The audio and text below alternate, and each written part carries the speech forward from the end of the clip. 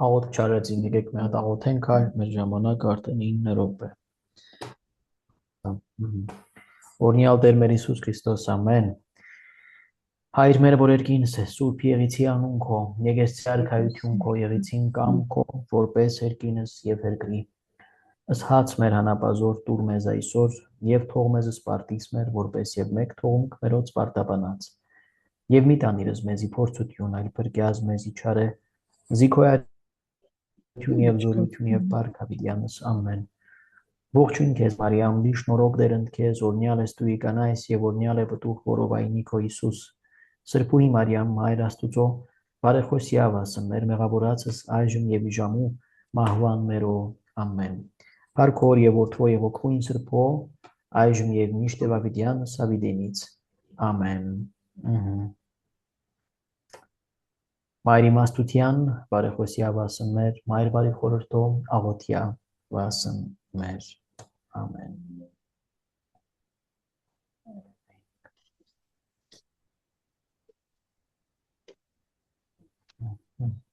Լավ, որ մենք հասել ենք Սուրբ հաղորդության խորհրդին կամ Սուրբ պատարագին, եւ կանգ ենք առել այս կետի վրա։ Ահա։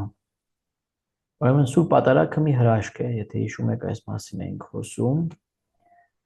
Սուրբ պատարագը, ներողություն, կատարվում է բոլոր եկեղեցիներում։ Հիսուսի խորհրդավոր ընթրիքի շարունակությունն է, որի ժամանակ ասում ենք ճիշտ Հիսուսի այն խոսքերը, որոնցով հացն ու գինին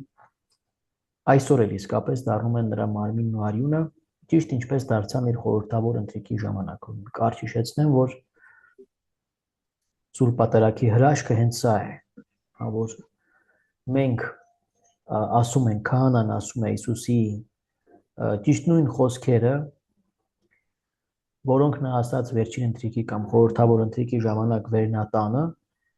եւ այդ խոսքերով սրբագործեց հացն ու գինի եւ վերածեց, գոյափոխեց, դարձրեց իր մարմինն ու արյունը։ Մենք ասում ենք գոյափոխություն կամ էափոխություն։ Այսինքն արտաքին տեսակներ ենք ասում, տեսակները կամ հատկությունները հացի եւ գինու մնացին նույնը, տեսքը, համը, հոտը, գույնը, բայց էությունը փոխվեց եւ դարձավ Տիրոջ մարմինն ու արյունը։ Սա հոգեվոր էափոխություն է, հոգեվոր խորհուրդ է, այսինքն այս մարմինը անտեսանելի է, զգայարանների համար անտեսանելի է, բայց տեսանելի է հավատքի համար, ինչպես որ ամբողջ աստվածային իրականությունը, Աստված ինքը մարմնավոր աչքերի համար անտեսանելի է, թեև շատ նշաններ է թողնում իր ներկայության, իր անտեսանելի ներկայության տեսանելի նշաններ է թողնում, ինչպես օրինակ Տիրոջ հարության մարմինը, որ աշակերտները տեսան։ Մարդու վարքագիծը, եկեղեցու գոյությունն ինքնին տեսանելի նշան է Աստծո անտեսանելի ներկայության աշխարհում, Քրիստոսի եւ Քրիստոսի հոգու, Սուրբ հոգու անտեսանելի ներկայության տեսանելի նշան է ամբողջ հավատացյալների բազմությունը, հասարակությունը։ Այդպես էլ Սուրբ հաղորդությունն է, մենք տեսնում ենք հաց եւ գինի, մարդիկ հաղորդվում են, տեղում աղոթք, բայց իրականության մեջ անտեսանելի իրողություն է տեղի ունենում։ Քրիստոս իջնում է խորանի վրա, հացի եւ գինու տեսակների մեջ եւ ընդ որում հացի մեջ ամբողջությամբ ներկա է եւ գինու մեջ եւս ամբողջությամբ ներկա է, ճիշտ է ասում ենք մարմին եւ արյուն, բայց երկուսի մեջ էլ եւ մարմին եւ արյուն կամ ասենք սրբագործված հաց եւ գինի Քրիստոս ներկա է ամբողջությամբ։ Այնպես չէ, որ արյան մեջ միայն արյունն է։ Մենք այդպես ասում ենք, ինչու, որովհետեւ առանձին մարմին եւ արյուն առանձին սրբագործեց Տերը, դրանով իսկ մեզ համար հասկանալի դարձնելով, որ դա զոհաբերություն է, զոհ է, մարմինը արյունից բաժանվում է, չէ՞ որ մարդը մեռնում է, ինչ է տեղում, արյունը մարմնից բաժանվում է, այսպես ասենք, ինքն էլ արյունակամ եղավ, չէ՞ խաչի վրա,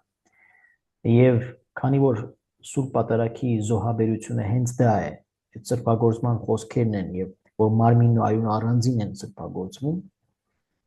եւ միաժամանակ մեզ հիշեցնում են, վերապրել են տալիս Քրիստոսի խաչի զոհաբերությունը, երկու առանձին զոհաբերություններ չէ, նույն Քրիստոսի զոհաբերությունը Քրիստոս մեզ համար տեսանելի, հասկանալի, ընկալելի է դարձնում Սուրբ Պատարագի զոհաբերության միջոցով, կամ մեկ զոհաբերություն Քրիստոսի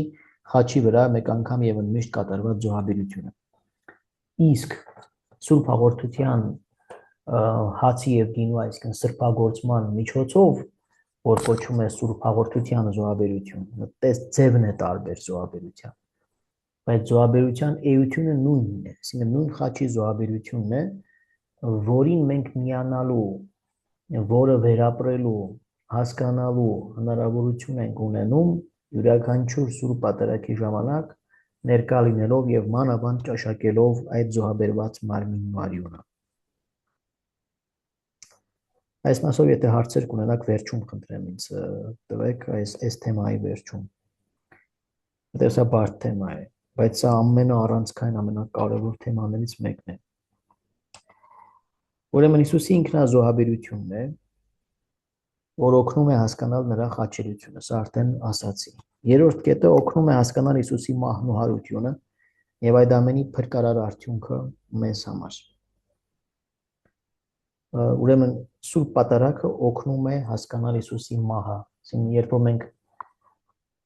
այդ զոհաբերության, Սուրբ Հաղորդության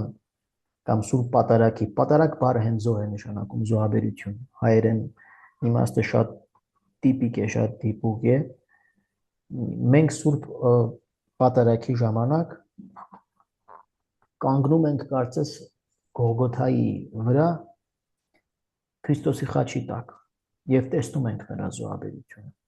Պատկերացրեք խորանը Գողգոթա է դառնում սրբագործման խոսքերի ժամանակ։ Խորանը եւ երկնքի արքայությունն է խորհրդանշում եւ Գողգոթան։ Սեղանը մանավանդ Գողգոթան է։ Կամանաձև խորանը երկնքի արքայությունը, երկնային արքայությունը, Աստծո թագավորությունը։ Քահանան, ինչպես ասացի, խորհրդանշում է կամ Քրիստոսի ներկայությունն է ցույց տալիս։ Քահանայի միջոցով է Հիսուս Քրիստոս կատարում իր զոհաբերությունը խորանի սեղանի վրա։ Օգտագործելով քահանայի ձեռքերը, քահանայի նախ եւ առաջ միտքը, մտադրությունը կատարելու զոհաբերություն, քահանայի ձայնը, անկախ նրանից քահանան ինչքան է մեղավոր, ինչ չափով է մեղավոր։ Քահանայի մեղքերը այստեղ դեր չունեն։ Քահանան, բայց ինքը պետք է լինի պատասխանատու այնքան, որ Սուրբ Պատարագի այդ սրբություն սրբոցին մոտնալուց առաջ ծանր մեղքեր չգործի կամ հաճախակի խոստովանի իր մեղքերը, ինչպես յուրաքանչյուր հավատացյալ։ Բայց այս հրաշքը տեղի ունենում անկախ քահանայի մեղավոր կամ անմեղ լինելուց։ Իրական հրաշք է տեղի ունենում, իրական հրաշք, որտեղ հացն ու գինին իսկապես դառնում են Քրիստոսի մարմինն ու արյունը։ Եթե մենք հավատքով նայենք այս իրականությանը, մենք իսկապես կանգնում ենք Գողգոթայի վրա խաչի տակ։ Իսկապես տեսնում ենք Քրիստոսին խաչված։ Եվ իսկապես ճաշակելով նրա մարմինն ու արյունը, իր հետ միասին դառնում ենք մի խաչված Աստծո որդի, Աստծո զավակ։ Մենք էլ ենք խաչ բարձրանում Քրիստոսի հետ միասին, երբ որ ճաշակում ենք իր մարմինն ու արյունը։ Մենք էլ ենք միանում իր զոհաբերությանը, իր կատարյալ ինքնաընծայաբերմանը հորը, ինքնանվիրմանը հորը, եւ մեր աղոթքները դառնում են կատարյալ Քրիստոսի շնորհիվ, ոչ թե մեր։ Որտեղ աղոթքի տրամաբանությունը ինքնանվիրումն է։ Աղոթքի իմաստը ինքդ քեզ Աստծուն կատարելապես վստահելն է, Աստծո ձեռքերի մեջ դնելն է։ Աղոթքի իմաստը խոսքերի շարանը չէ, նույնիսկ անկեղծությունը չէ, նույնիսկ գեղեցկությունը չէ, այլ որ մարդը իր սիրտը նվիրի հորը, ինչպես Քրիստոս։ Որ մարդը խաչ բարձրանա, այսինքն ինչ է խաչը, Քրիստոսի կատարյալ ինքն իրեն տալը, նվիրելը հորը։ Ինչ ուներ խաչի վրա Հիսուս, միայն ինքն իրեն, որ նվիրեց հորը, ամեն ինչից մերկացավ, նույնիսկ հագուստներից մերկացավ, մերկացրին, Եվ ինքը կամովին գնաց դրան։ Եվ կամովին ամեն ինչից հրաժարվելով ինքն իրեն ամբողջությամբ նվիրեց հորը։ Մենք ուզեմ, որ մենք պատկերացնենք ինքներս մեզ խաչի տակ կանգնած։ Սա կատարել աղոթք է։ Հիսուս միաժամանակ երբ որ ասաց Էլի Էլի լամա սաբախթանի, Աստված իմ, ինչու լքեցիր ինձ, միաժամանակ իր մեջ քաշեց այդ ժամանակ ամբողջ մարդկության տառապանքն ու ցավը եւ լքվածությունը մեղքի մեջ, միայնությունը։ Ինքը մենակ էր խաչի վրա, որպես մարդ մենակ էր եւ միաժամանակ մենակ չէր, որովհետեւ հոր հետ էր։ Մենք ասում ենք մենակ ամբողջ մարդկության մեղքի հետևանքով այդ հուսահատության վիճակը, լքվածությունը, կարծես միայնությունը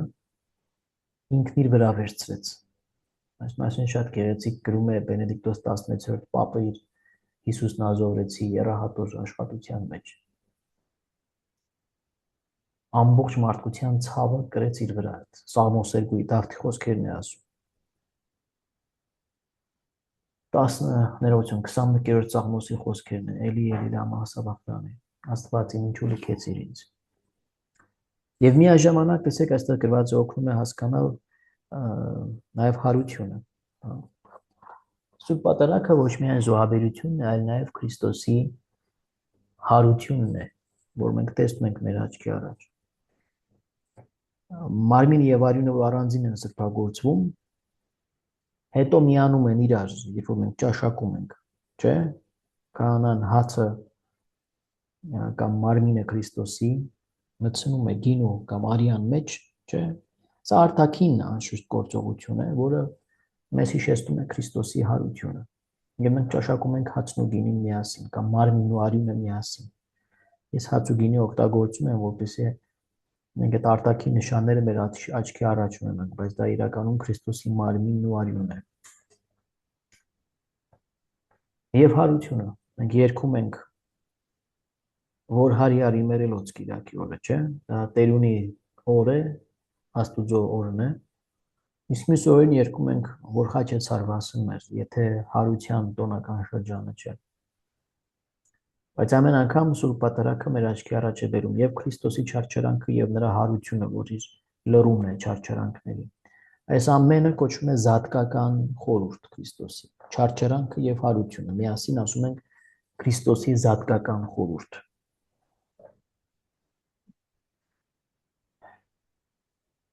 Ահա։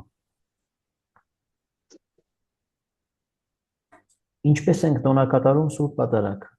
Ինչ մասեր եւ գործողություններ կան, մի բանի գտնում եմ։ Ինչ մասեր ու գործողություններ կան, եկեք այս հարցին պատասխանենք արագ, հա։ Ինչ է հիշում, բացի առաջ ինչ է գալիս։ Մի րոպե շեշտենք, ինձ համար նորություն էր դա, ինչ որ ասեցիք։ Մարմինը արյունը եւ հացը եւ գինին առանձնացած խորհրդանշում է խաչելությունը եւ մահը, հետո միացած խորհրդանշում է Տեր Հիսուսի հարությունը։ Շատ գեղեցիկ եւ շատ պատկերավոր եւ շատ ընկալելի, շնորհակալություն։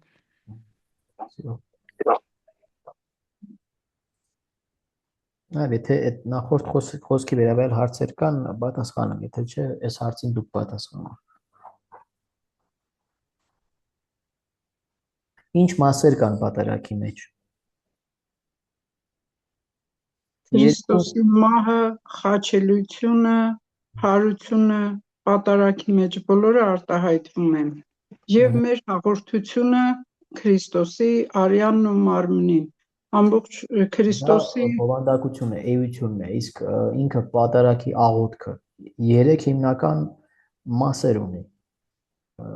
Ինչ մասեր են դրանք, կարող եք ասել։ 3 կամ 2, այդպես ասենք, հիմնական որպես։ Կա երախայից պատարագ եւ բուն պատարագ։ Եվ երրորդը, որ ասում եմ, դա արձակման մասն է, այսինքն հեռանում են արդեն։ Երախայից պատարագ, այսինքն նրանք, ովքեր պատրաստվում են մկրտության, եւ նաեւ նրանք, ովքեր ապաշխարության շրջանի մեջ են, ովքեր չեն կարող իրավունք չունեն մոտենալ Սուրբ Հաղորդությանը։ Եվ կոչվում է բուն պատարագ, որտեղ արդեն մասնակցում են բոլոր մկրտվածները եւ նրանք, ովքեր խոստովանության ընթացք անցել են եւ կարող են Սուրբ Հաղորդություն ստանալ։ Դա հայկական պատարագ այս երկու հիմնական մասեր ունի։ Եվ այդ երախայից պատարագի ժամանակ կարդացում են, ընթերցվում են, չէ, ավետարանը եւ նախ առաքելական նամակները, առաքյալների նամակները եւ հետո ավետարանը, դա կոչվում է նաեւ ճաշու մաս, այսինքն ընթերցումներ, ճաշ ուտելու ճաշու հետ կապ չունի, այլ հոգեվոր սննդի վերաբերյալ է, Աստծո խոսքն ենք լսում եւ ճաշակում նախ լսում ենք ականջներով, հետո արդեն ճաշակում ենք, Սրա մասին խոսք, ուրեմն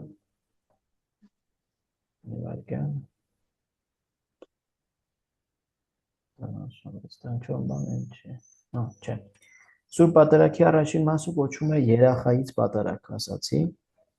Երախայից պատարագի մասերն են պատրաստությունը, զգեստավորում, աստիճանների աղոթք,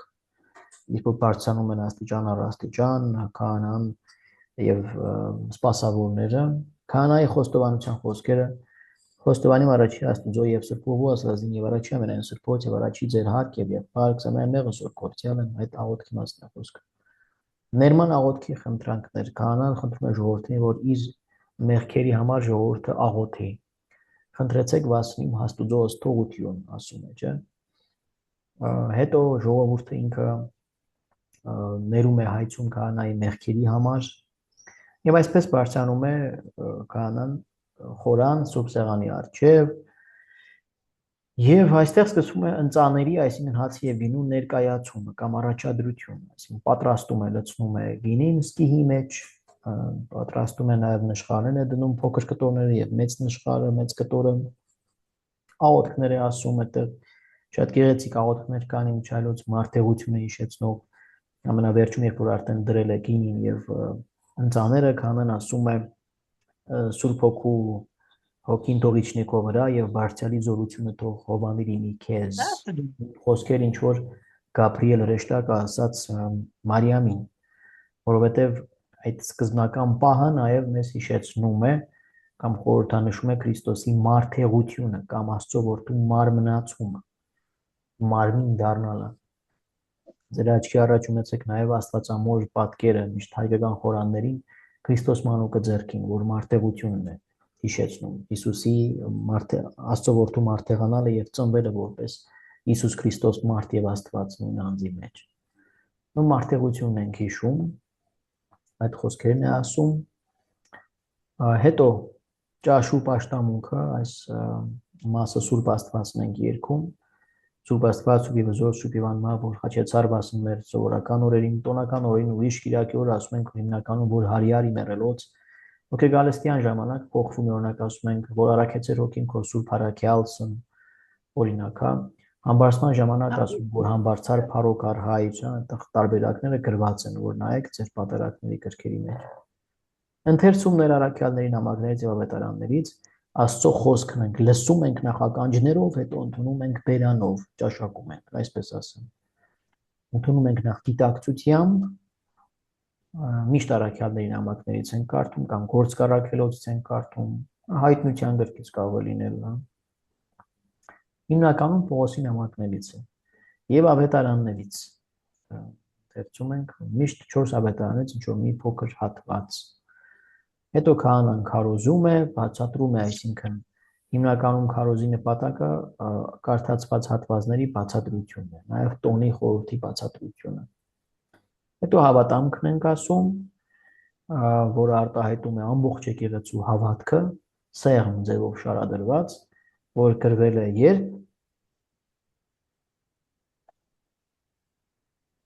երբ է գրվել հավատամքը, ով կհիշեցնի։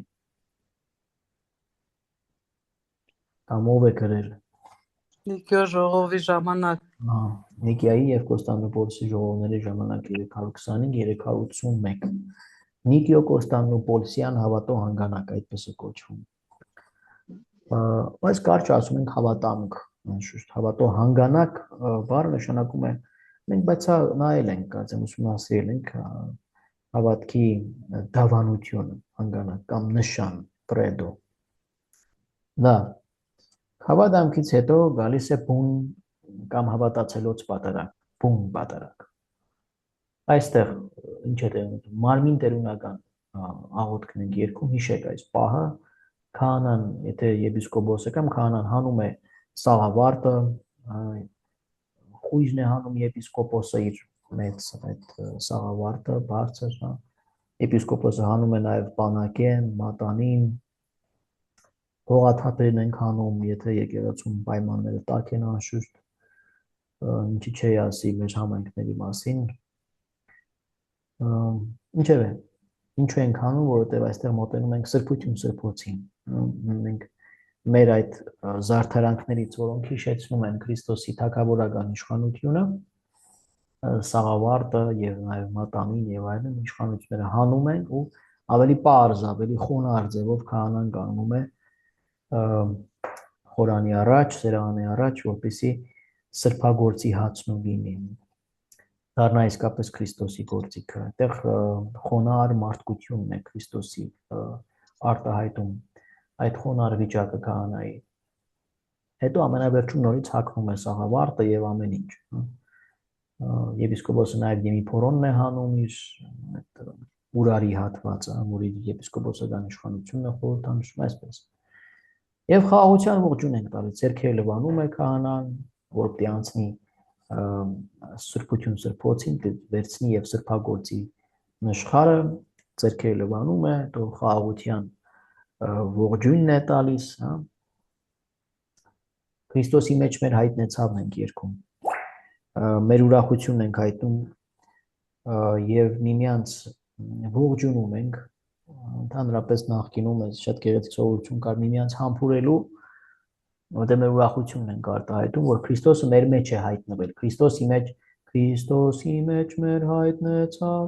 որն Աստված բազմեցավ, հաղորդյան ձայն հնչեցավ, սուրբ ողջույնի սրաման տվավ։ Այս շարականն է երգն է, քահանան ողջույնը կամ սպասավորները վերցնում են քահանայից, համբուրում են քահանայի ձեռքը եւ սեղանը եւ գնում են ողջույն են տալիս բոլորին, ողջույնը փոխանցվում է, միանց գրկախառնվում են, համբուրում են, բայց այսօր շատ սառն մի գործողություն է մնացել, ձեռքերը այսպես տալիս են, մյուսները վրայից վերցնում են եւ օքեյ առաջին անգամ են գիտեն թե ինչ որ բան տվեցին իրանց, այսպես բացում են ափերի մեջ տանում, ոչ մի բան չկա։ Բայց դա որտեղ այդ սառնություն է մնացել, այդպես չեն համբուրում, չեն փաթաթում, քահանաներն են միայն իրար գրկախառնվում։ Ես մի անգամ փորձեցի ժողովրդին խնդրել, որ իրանք գրկախառնվեն, այսպես ամաչելով 1-2 հոգի գրկախառնվեցին, բայց աղջիկ տղա ընդհանրապես իրարից հեռու են մնում անշուշտ։ Այդպես չի ստացվում կարծես թե, հա։ Գոնե ասեցի ջերմությամբ իրար ձեռք սեղմեն, բարևելու նման, գոնե այդպես պետք է անել։ Բայց այդ ինչ որ մեկը տալիս է մյուսը վերցնում է, այսինքն այդ ուրախությունն ենք միմյանց փոխանցում, իմաստ ունի։ Ինչ։ Եթե կողքից խոսում եք, խնդրում եմ ձայնը անջատեք, որ մենք մեզ չխանգարի։ Ուրեմն հետո հացի եւ գինու սրբագործման մասն է գալիս, ինչի մասին քիչ առաջ խոսեցի, Քրիստոս ինքը իջնում է հրեշտակների ուղեկցությամբ, հրեշտակները միշտ ներկա են պատարագին, սպասավորների ներկայությունը երգչախմբի ներկայությունը խորհրդանշում է հրեշտակների ներկայությունը իջնելը երկնքից։ Քշոցի ձայնը հրեշտակների թևերի բախյունն է հիշեցնում մեզ։ Երեխաները ոնց խաղում ասում են խշշոց, խշշոց չէ, քշոց է։ Անցած շաբաթ տղաներից մեկին սպասավորներից ընդհանուր հարցնում ենք, թե քշոցը ինչ նշան է, գիտեք երեխեք, ինչի համար են այդ բոյոժիկները կողքը դրված, որ ձայնը հանում են, դուր քար լրություններ, ձայն չկար, մեկ երեխաներից մեկը ասաց ճանջերին քշելու համար է։ Երբ որ քշոց բառն է, իրանց թվում է թե ճանջերին քշելու համար է։ Ու դա հիշեցնում է հրեշտակների թևաբախյունների ձայնը, որ կամած պիտի անեն, որ երկչախմբի երկեցողությանը ինքը ուղեկցի եւ շատ գեղեցիկ նուրբ հոգեվոր տրամադրությունը ստեղծում խնկի բույրը, նաեւ խնկի ծուխը, որ աղոթքի նշան է բարձրանում է վեր, հոգով մարդ վերանում է երկինք։ Ամեն ինչ կարևոր է նաեւ իրենց այդ ձևը, երբ որ քշոց են անում, այդ ձայնը, երբ որ շատ ուժեղ է, շեղում է ուշադրությունը, իրենք էլ պետք է ճիշտ կարողանան շատ կամած։ Չեմ կարող ասել քշոց բառը որտեղից է գալիս, պետք է փորձենք բառի ուսումնասիրություն պետք է կատարվի, հասկանանք թե ինչու հենց այդպես, բայց իմաստը, այսինքն ծիսական իմաստը հրեշտակների թևաբախյունների ձայնն է։ Ուրեմն ինչ է տեղի ունենում այս սրբագործման մասից հետո, որ ամենակենտրոնական պահն է Սուրբ Պատարագի, ամենակարևոր պահն է, որ նույնիսկ ոչ թե մեր Քրիստոսի հետ միանալը անշուշտ նպատակն է դրա, բայց զուտ պատարագը զոհաբերություն հենց սրբագործման պահն է ու առանձին հացն ու գինը։ Հետո դեռ ունեմ Սուրբ Հոգուն կանչելը, սա ինչ է, ուրեմն մի գործողություն էր, որպեսզի հացի եւ գինու Քրիստոսի մարմին եւ արյուն դառնալը լիակատար լինի, այդպիսի գեղեցիկ աղոթք կա, որ բոլոր ժողովուրդների պատարագների մեջ կա, կանչել Սուրբ Հոգուն, ինչպես Սուրբ Հոգու զորությամբ, հիշում եք սկզբից էլ աղոթք կար, որ բարձրալի զորությունը Հովաննի Նիկո վրա, մարտեղությունն ենք հիշում, ինչպես մարտեղության ժամանակ Սուրբ Հոգով է, որ Մարիամի, Կույս Մարիամի արգանդում մարմին առավ Աստծո որդին, այնպես էլ այստեղ Սուրբ Հոգու զորությամբ է, որ նաև տեղի է ունենում հացի եւ գինու սրբագործվելը կամ գոյափոխվելը ու դառնալը Քրիստոսի մարմին եւ արյուն։ Տեսնում եք Աստծո հրաշքներն ինչքան իրականության մեջ ոչ աչք ծապող են, հա, այսինքն փոքրիկ մի հացի կտոր դառնում է Քրիստոսի տիեզերքի արարչի ներկայության կրողը կամ մարմինը։ Բայց մենք արտակնապես բան չենք տեսնում։ Սա է հրաշքը։ Այնպես աննկատ է գործում Աստված, բայց հետևանքներն են շատ հզոր եւ խոշոր։ Ինչպես օրինակ մի հիվանդ, ասենք քաղցկեղով հիվանդ մեկը մի օր նկարում են սարքերը, տեսնում են, որ մի ուռուցք ունի քաղցկեղ, մի քանի օր անցնում է, նկարում ոչ մի բան չկա։ Այսպես ծածուկ շատ փոքրիկ աննկատ քայլերով Աստված մեծ գործեր է կատարում։ Ինչպես Սուրբ Կույսը իր մեծացուցեի մեջ Էմանուել։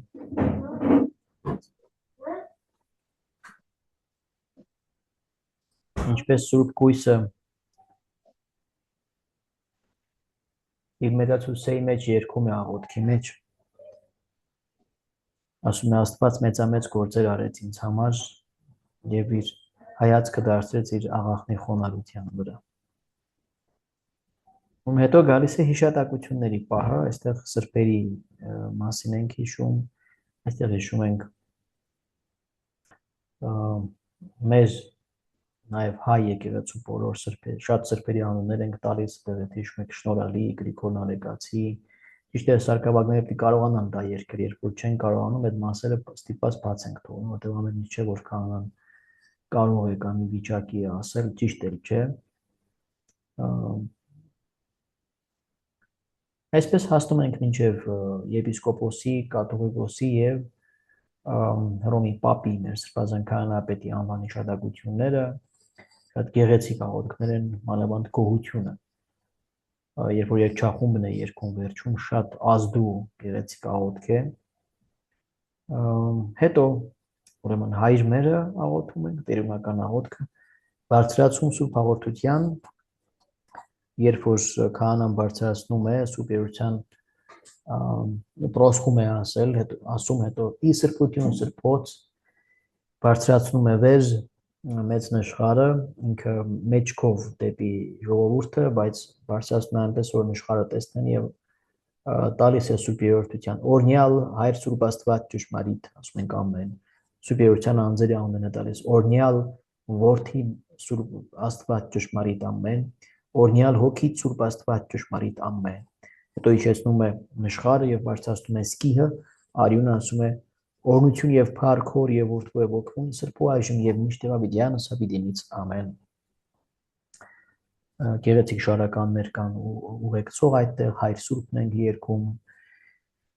դրանց հետո դառնում է քահանա շրջվում է այդտեղ ծածուկ աղոթքներ կան շատ ընթացքում որ քահանան ասում է դուք չեք լսում ինքը երկար աղոթքներ ունի աղոթում է դու շրջում է դեպի ժողովուրդը եւ գեղեցիկ օրնության աղոթք կա ճաշակի սուկ սրբությամբ այս աղոթքի մասն է խոսքը ինքը դեմքով դեպի ժողովուրդն է քահանան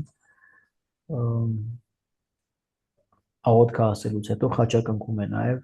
սա է կյանք հույս հարություն քավություն եւ թողություն եղած այսպես բանով արդեն մարմնով եւ սկիհով խաչակնքում է ժողովրդին եւ շրջում է դարձա դեպի սուրբ սեղանը շարունակում է աղոթքը եւ հետո գալիս է ճաշակման պահը սուրբ հաղորդության նախ ճաշակում է քահանան ինքը միանում է Քրիստոսին եւ քահանան իմիջիալոց եթե շմեք խոսում է մասին որ ժողովուրդը միանում է Քրիստոսի զոհին ինքն էլ դառնում է զոհաբերություն եւ քահանան առաջինն է որպեսզի զոհաբերություն դառնա Քրիստոսի նման առաջինն է որպեսզի զոհի ինքն իրեն հանուն իր ժողովրդի եւ հանուն հայր Աստուծո եւ պիտի ժողովրդի մեղքերի քավության համար ինքն է որ առաջինը պիտի Քրիստոսին հետևի եւ ժողովրդի մեղքերի քավությունը այդ հատուցումը ինքը եւս պետք է անի իր աղոթքներով իր զոհողություններով ժողովրդի համար իր ծոմապահությամբ որտեղ քահանան զոհ մատուցող է իր մեղքերի համար եւ ժողովրդի մեղքերի համար բայց առանց Քրիստոսի եւ սա 5 կտակարանյան հենք ունի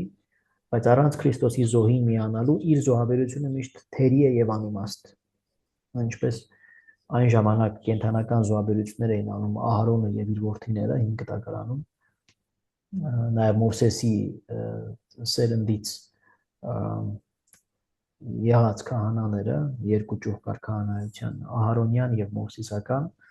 նրանց կատարած զոհաբերությունները իզորու էին ինչպես եբրայեցիների մեջ են կարդում մինչեւ Քրիստոսի գալստյան ժամանակը բայց երբ որ Քրիստոս եկավ այլևս միայն Քրիստոսի զոհաբերությանը միանալով է որ մեր կատարած ընծաները զոհություններ իմաստուն այսքան կարևոր է Քրիստոսի պատարագին մասնակցելը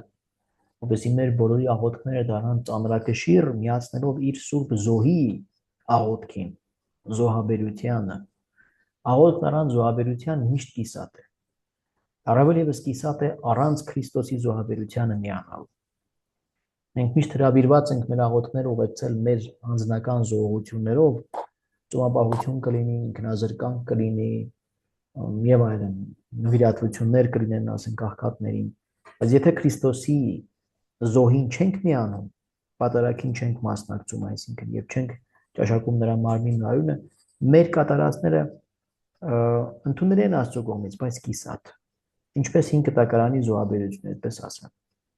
երբ դեռ Քրիստոս չկար դրա համար շատ կարեւոր է ամեն ինչի սկիզբը ալֆան եւ օմեգան ինչպես ասում ենք այբը եւ ֆեն պետք է լինի մեր միությունը Քրիստոսի հետ իր սուրբ պատարագի միջոցով այսպես ճաշակում ենք սուրբ հաղորդությունը այս գիտակցությամբ մեղքերը նախապես խոստովանած լինելով զղջմամբ Աստծուց ներողություն խնդրելով խոնարհաբար ոչ թե մեծամտաբար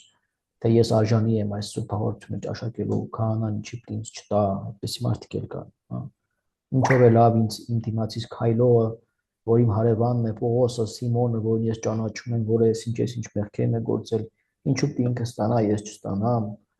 եւ այսպես շարունակ ասա մեծամիտ պահվածք է որը Քրիստոսի համար ընդունելի չէ այսպես եթե մենք մոտենանք սուրբ հաղորդության ինչպես սուրբ Պողոսն ասում է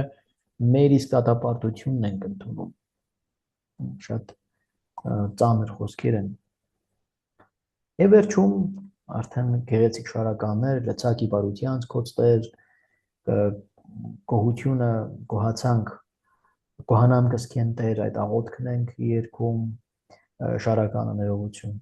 վերջում քահանան ասում է սուրբ խաչիվս այդ աղոթքներն են գիտեք վերջին աղոթքները հետո պահպանիչ աղոթքը Եվ հավատացյալների արձակում ենք ասում, բառը կարող է կոպիտ է, բայց այդպես է կոչվում, ազատ թողնելը, այսինքն հավատացյալների արձակում։ Գնում են իրենց տներով, իրենց հետ տաներով Քրիստոսին իրենց սրտերի մեջ։ Այսպես։ Հիմա հասանք այս բարդ մասին, որ ես փաստորեն արդեն խոսեցի ձեզ, բացատրեցի։ Ինչպես է Հիսուսը գալիս եւ ներկա լինում հացի եւ գինու մեջ։ Հիսուս գալիս է իր բարերի եւ Սուրբ Հոգու միջոցով։ Սա է հրաշք։ Արդեն ասացինք, որ սրբագործման բարերը արեք կերեք եւ Սուրբ Հոգու զորությամբ, որի կանչելը լինում է անմիջապես այդ սրբագործման խոսքերից հետո։ Սուրբ Պատարագի սրբագործման ժամանակ, երբ քահանան ասում է Հիսուսի խոսքերը, հացն ու գինին փոխում են իրենց էությունը, նորից այս մասը նորից նայենք, եւ դառնում են Հիսուսի մարմինն ու արյունը անտեսանելի ձևով։ Ինչ որ ուտում ենք, նման է հաց եւ գինու, բայց Հիսուսն է գալիս մեր մեջ։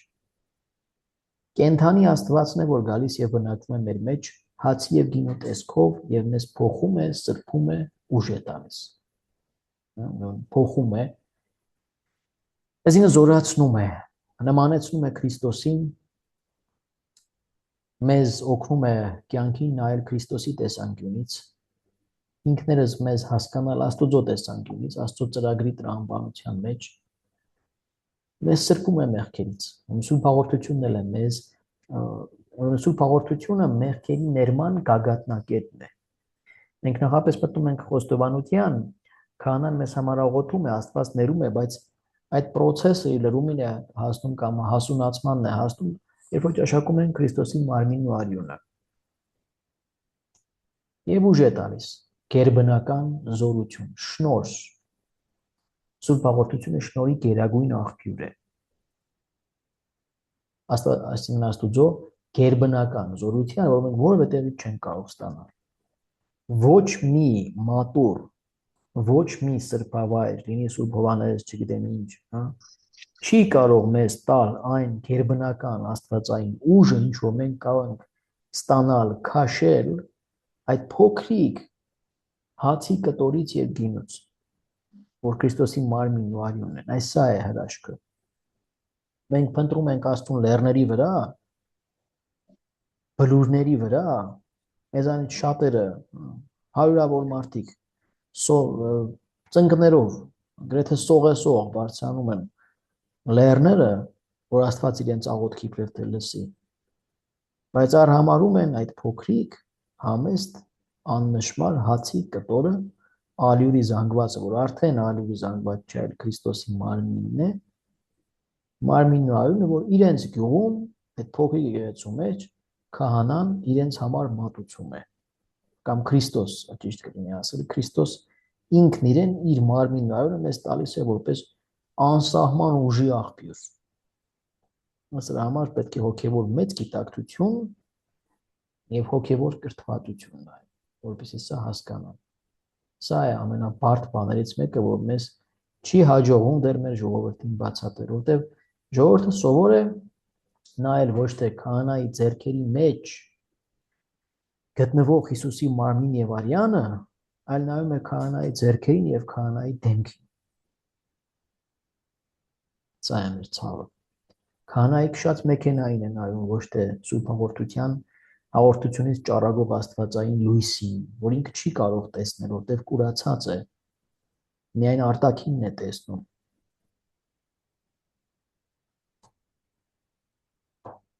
Ինչ է նշանակում հաղորդություն։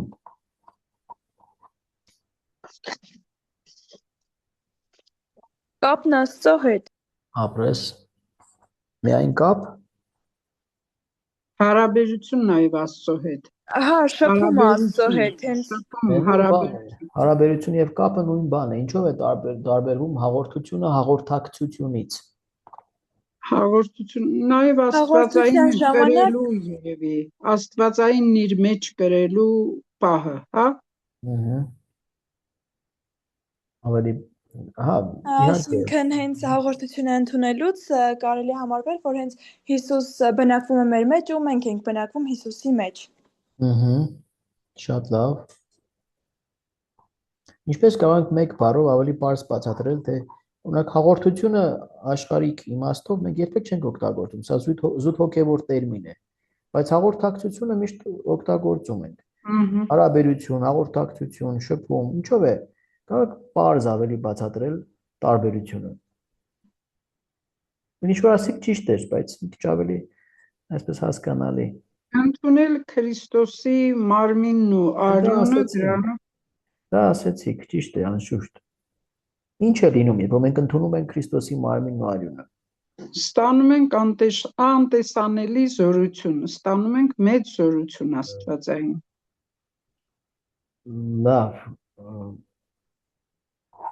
Միանում ենք Քրիստոսի։ Միանում ենք Աստծուն։ Միություն։ Ոչ մի հաղորդակցություն չի ենթադրում պարտադիր միություն հաղորդակցվողների միջև։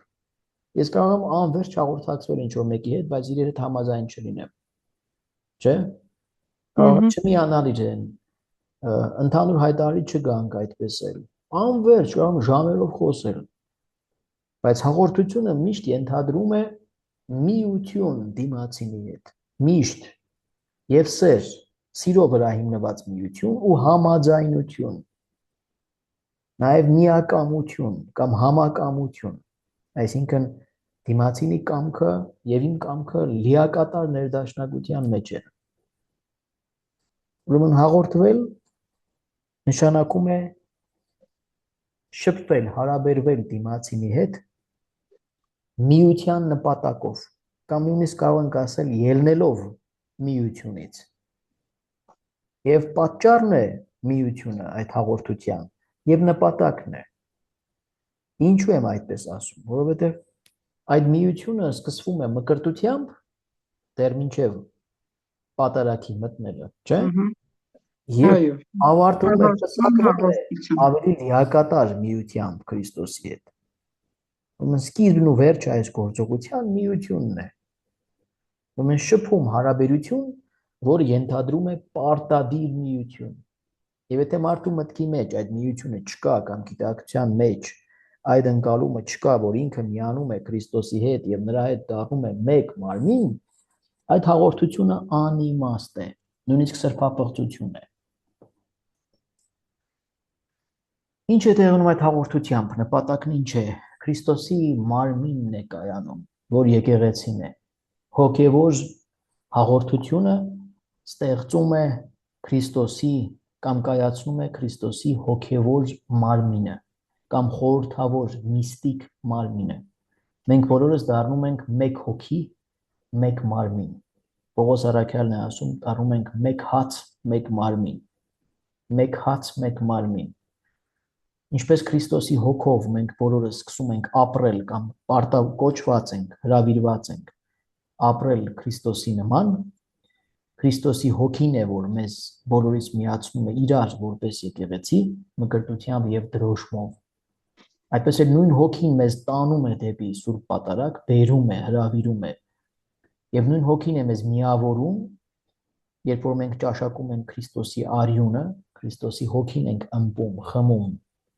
Եվ ճաշակում ենք նրա մարմին ու դառնում ենք նաև մեկ մարմին Քրիստոսի հետ։ Եվ ոչ միայն Քրիստոսի հետ, այլ նաև միմյանց հետ, իրար հետ։ Ինչքան էլ իրար չսիրենք, ինչքան էլ հարևանին բամբասենք, մենք դառնում ենք իրար հետ մեկ մարմին, մեկ հոգևոր մարմին։ Ինչպես Քրիստոս գալիս է մեր մեջ հասկանալով, իմանալով մեզանից ավելի լավ մեր տկարությունները, մեր սխալները, մեր հանցանքները, մեր գայթակղությունները, բայց գալիս է մեր սրտերի մեջ, չէ՞։ Գալիս է։ Այդպես էլ մենք չուզենալով թեկուզ, բայց միանում ենք մեր հարևանի հետ, որտեղ Քրիստոս մեզ սովորեցնում է այսպիսով սիրել իրար։ Սուրբ հաղորդությունը սովորեցնում է իրար սիրել եւ ներել։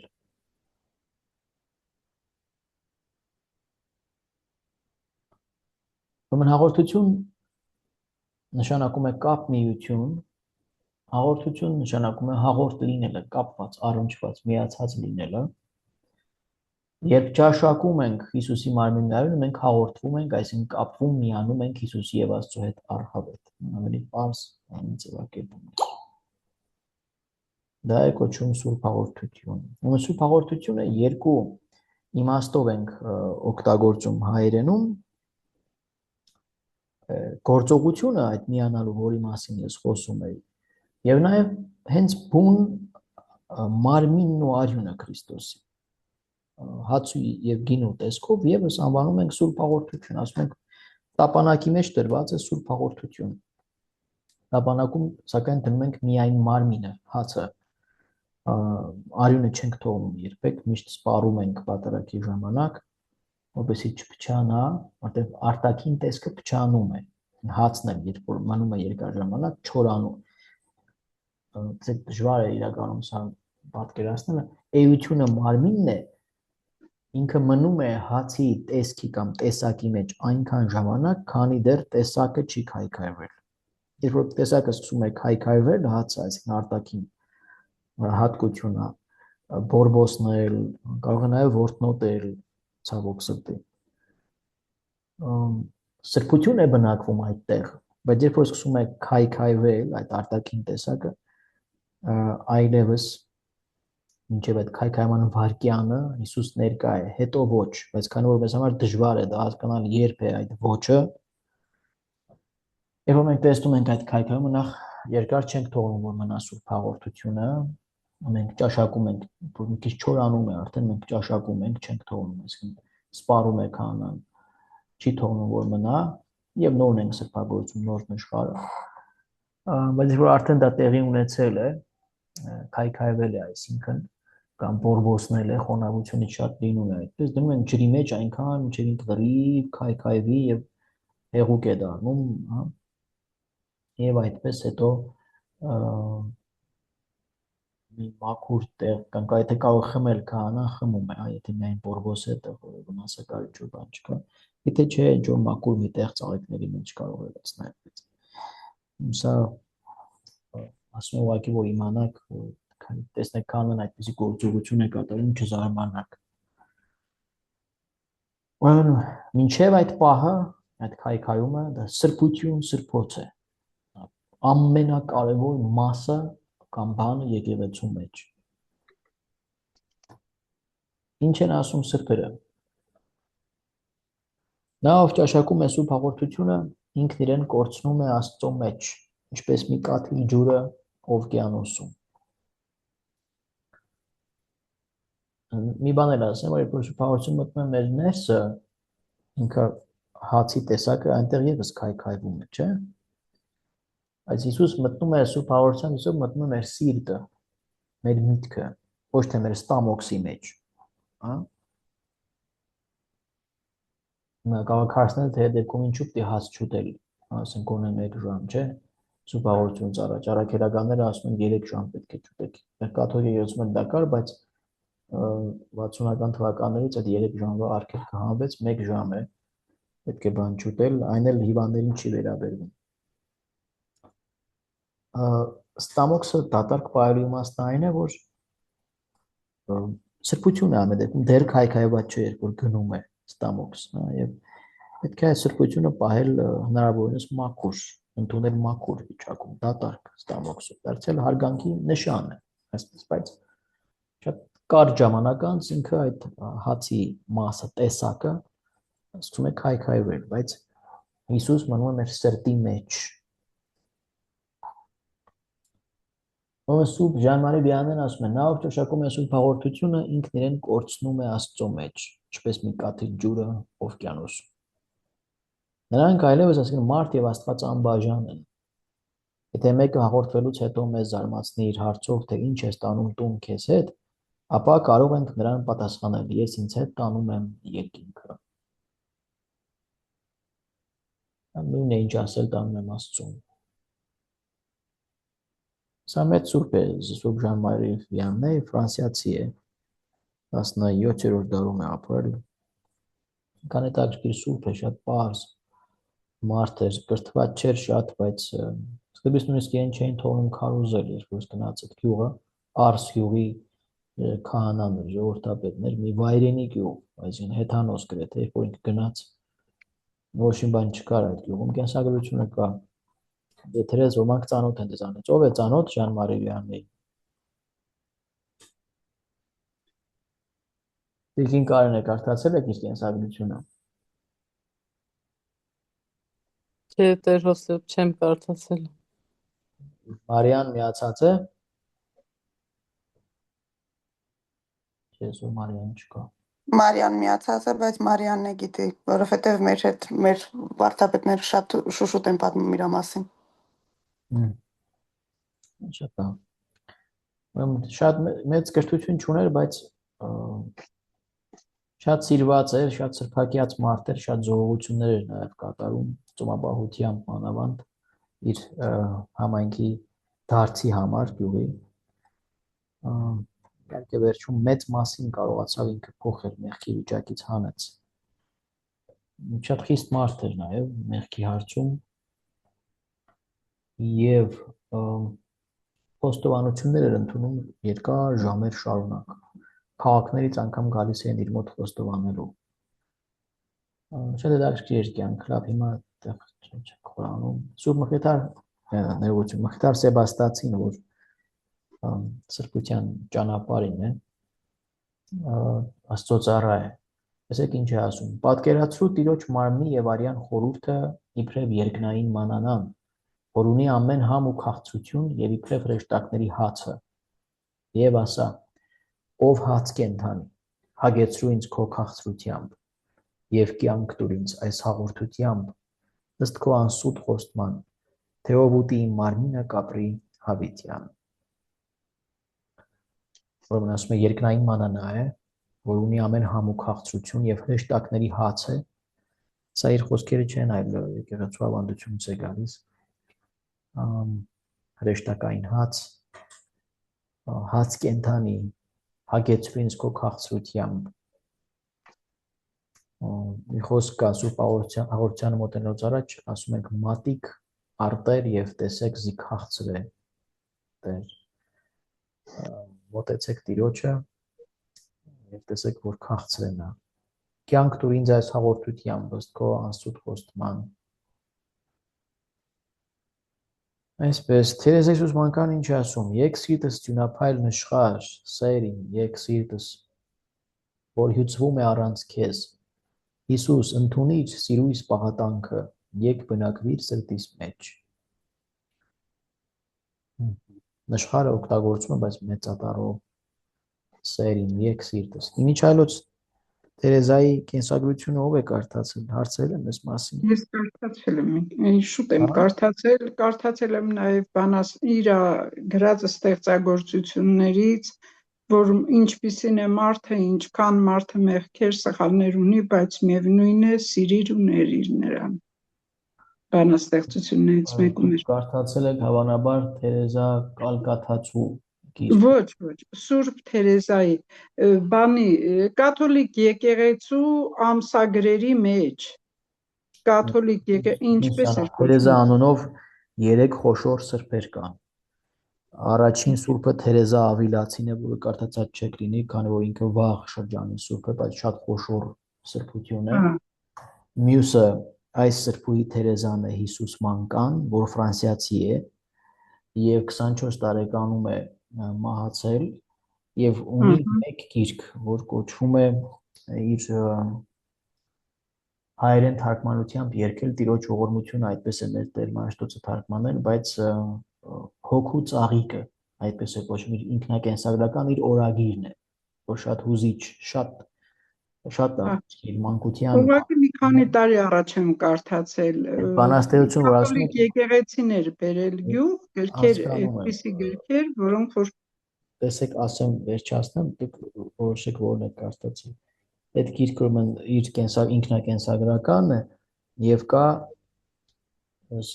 սրբուհի արդեն 2018-ին սուրբ հռչակվեց սրբուհի Թերեզա Կալկաթացին, Հնդկաստանի։ Վերջինը երևի Կալկատացին։ Ես էդ էի ասում, գիտեմ որ դա կարդացել։ Մահացել է 93 թվականին կամ 96 թե չէ։ 93-ին ոնց որ թե։ Ինքը ունի իր մասին են գրել, ինքը ունի շատ աղոթքներ, այդպես Աֆորիզմների նման նաև խոսքեր, ոչ թե բանաստեղծություններ, դուք դա եք կտում։ Աֆորիզմի նման հենց նաև կարելի է բանաստեղծություն ասել, որովհետև շատ խրատական բանաստեղծություն է։ Գրականության մեջ մենք ունենք նաև խրատական բանաստեղծություններ։ Դա կալկաթացին է ուրեմն, թե այս այո։ մանկանը չէ։ Սա Թերեզյան Լիզիոից, այդպես է կոչվում, Լիզիո քաղաքից է։ Եվ իմիջիալոց այդ կալկատացի Թերեզան իր անունը վերցրել է այս փոքրիկ սրբուհու անունից։ Ինչ է ասում Ռուսերեն կարդացել, իսկ հայերենում էլ կա, բարձվում է, հա։ Ինչը։ Թերեզայի Մանուկ Հիսուսի ժուրնալ է մեր մոտ, ռուսերեն կարդացել, բայց չգիտեի, որ հայերեն կա, մեծ հաճույքով հայերենն է։ Ունենք մի քանի օրինակներ, երբ որ եկաք Երևան, ինձ հիշեցրեք, տեղում մի քանի օրինակ կա, ես ձեզ կտամ։ Այս գրքի մասին նաև Տեր Անտոնն էր ասում, որ ինչ որ հանդիպման եթե ժողովրդական գիրքը կփորձի որ գտնի ու բաժանի։ Իսկ թվում է էլի դուք շփոթում եք կալկատացի հետ։ Ոչ, հենց այս գրքի մասին էր ասում Տերը։ Հայր Անտոնը։ Հայր Անտոնը այդ գրքից պետք է որ նա նաև ասաց, որ Հայր Մաշտոցն է թարգմանը, հենց այս գրքի մասին։ Հա, եթե այդպես ասել, հա։ Ես երեք Թերեզաներն էլ լավ տարանջատում եմ իրանից, ճանաչում եմ բոլորին է, դրա համար էլ 100% գիտեմ, որ այս գրքի մասին էր ու ինքը ասեց, որ կփորձի ինչ որ գտնի ու ժողովրդին բաժանի, ով որ մասնակցեց հանդիպմանը։ Ինչ հանդիպում։ Դեր հանդիպում, որը պիտի կայանալու, այո։ Հա, շատ լավ։ Կան օրինակներ, այո, Մխիթարյանների մոտ պետք է որ մնացած լինի։ Լավ, ինչ է ասում Տերն ինքը։ Ես եմ կենդանի հացը, որ երկնքից է իջել։ Եթե մեկն այս հացից ուտի, հավիտյան կապրի։ Եվ այն հացը, որ ես կտամ, իմ մարմինն է, որ ես կտամ, որպեսզի աշխարհը կյանք ունենա։ Հովհաննես ավետարանի 6-րդ գլուխը ձեզ խնդրել էի, որ կարդաք, թե չէ չեմ հիշում։ Չեմ տվել ուրեմն։ Հովհաննես 6-րդ գլուխը խնդրեմ ամբողջությամբ կարդացեք։ Դա նոր կտակարանի Սուրբ Հաղորդության վերաբերյալ լավագույն եւ ամենախիտ հատվածն է։ Ավետարան ըստ Հովհաննեսի 6-րդ գլուխ։ Ես եմ կենդանի հաց, որ երկնքից է իջել։ Եթե մեկն այս հացից ուտի, կապրի հավիտյան, եւ այն հացը, որ ես կտամ, իմ մարմինն է, որ ես կտամ, որպեսզի աշխարհը կյանք ունենա։ Եվ հակառակ այս բոլոր խոսքերին աղանդավորները չեն ընդունում Սուրբ Հաղորդությունը, սարսափելի է։ Ինչ պետք է անեմ, երբ Տերը գալիս է իմ մեջ Սուրբ Հաղորդությամբ, ինչ պետք է անեմ ես։ Պետք է լավ պատրաստվել նախ հաղորդվելուց առաջ, պատարագի ողջ ընթացքում լինել ուշադիր եւ լուռ, աջակցի խոստովանել մեղքերը եւ միշտ հոգին մաքուր պահել։ Խոստովանության մասին մենք խոսել ենք, չէ՞, կարծեմ խոսել ենք խոստովանության խորհրդի մասին։ Պետք է որ, հա, նախորդ անգամ հենց սրանից ու առաջ խոստովանության մասին խոսել ենք, ճիշտ է։ Թե չէ։ Ոչ ոք չի հիշում։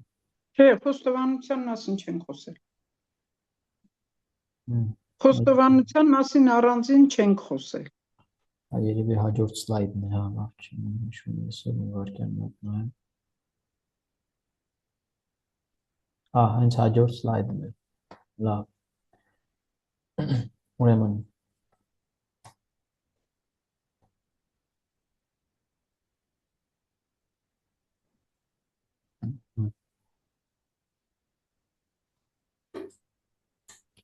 հաճախակի խոստովանել մեղքերը եւ միշտ հոգին մաքուր պահել։ Տարին առնվազն մեկ անգամ, սա է եկեղեցու կանոնը խոստովանության։ Բայց ինչքան հաճախ ենքան լավ, ցանկալի ամեն ամիս։ Մաքուր եւ կոկիկ լինել նաեւ արտաքնապես, հագնվել պատշաճ եւ հանդիսավոր, որովհետեւ պատարագը միշտ տոն է։ Չի կարելի պատարագի գնալը սպորտային հագուստով, բաղնիքի փողաթափերով, ոտքերը բաց, ծնկներից վեր նկատի ունեմ, կամ թաթը ոտքի, ուսերը բաց,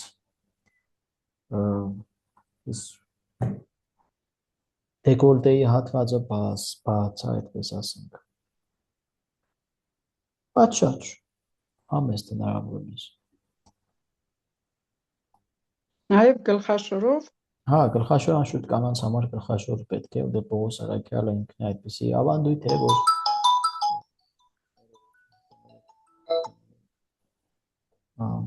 Հա, Էդվարդ ջան։ Արդեն եկել ես։ Մի 2 րոպե որ սպասես, ես 10 վերջացնում ու կամենի, հա։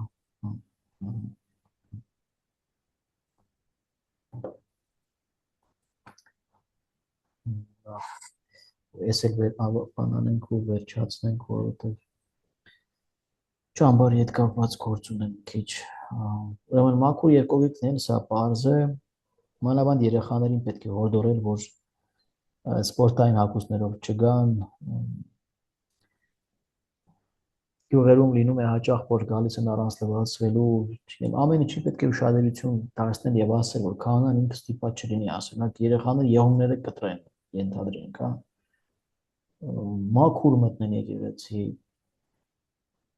իրենց հագուստին նայեն, խաղալուց հետո վազելով այդպես քրտնած եւ այլն կեղտոտ մտնում են Սուրբ Պատարագի, մոտենում են Սուրբ Հաղորդությանը, չի կարելի։ Աղոթելներում խնդրել Հիսուսից եւ մոտենալիս ասել, ով Հիսուս սիրում եւ վստահում եմ քեզ։ Ապաշխարության զղջման հոգով մոտենալ, ուրեմն Սուրբ Հաղորդությանը, ինչքան շատ է Հիսուսը քեզ, որ ինքն իրեն դիեզերքի արարչին եւ մնագալով Տիրոջը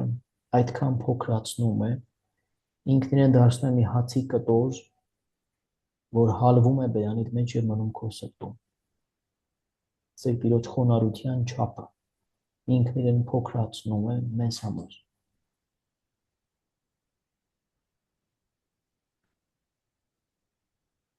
Ոյ 80-րդ, լավ, եկեք այսօր վերջացնենք, հասանք 80-րդ այս կետին։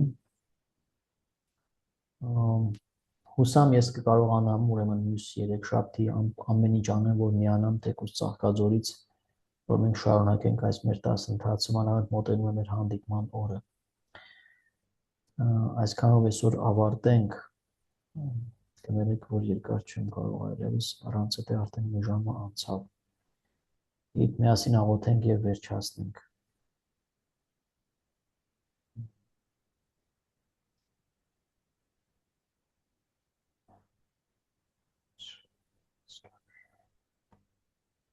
Ընթովանյալ պաշտպանության կբավինենք Սուրբ Աստվածածին Զաղաչյանս մեր միանդեսաների գարիս մեր, այդ միշտ բահյա եւ բահբանյա ժողովուրդս կո, ամենն վտանգից եւ ի փորձանած եւ ի չարը կույս փառավորերը մնորնյալ, ամեն, մնացեք խաղաղությամբ, Տերը ձեզ հետ, թող Սուրբ Հոգին մշտապես լինի ձեզ ուղեկից, ամեն, բարի գիշեր։ Բարի գիշեր։ Բարի գիշեր ձեզ։ Բարի գիշեր։